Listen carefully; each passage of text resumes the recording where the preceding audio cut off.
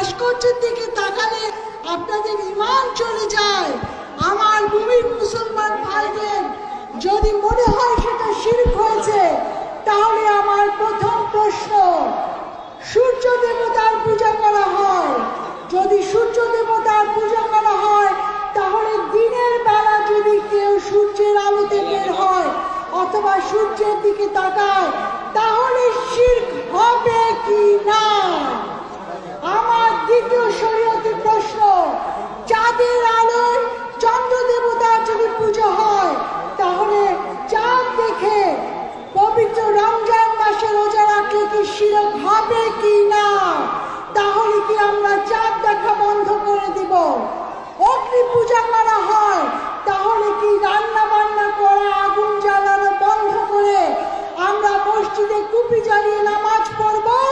শরীয়ত কি এই উত্তর দেয়? বৃক্ষের সে পূজা করা হয় তাহলে গাছ রোপণ করলে গাছের দিকে তাকালে কি শিরক হবে?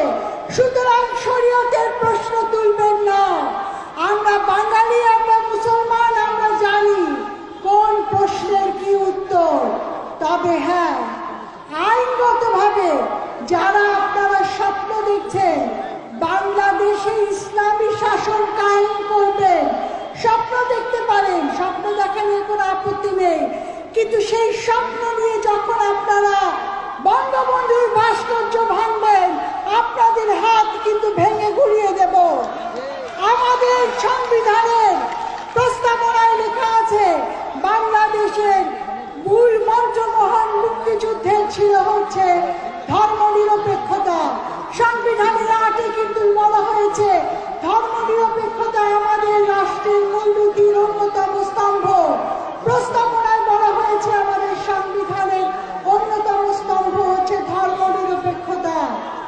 অনুচ্ছেদ 12-তে ব্যাখ্যা করা আছে ধর্মনিরপেক্ষতা কাকে বলে।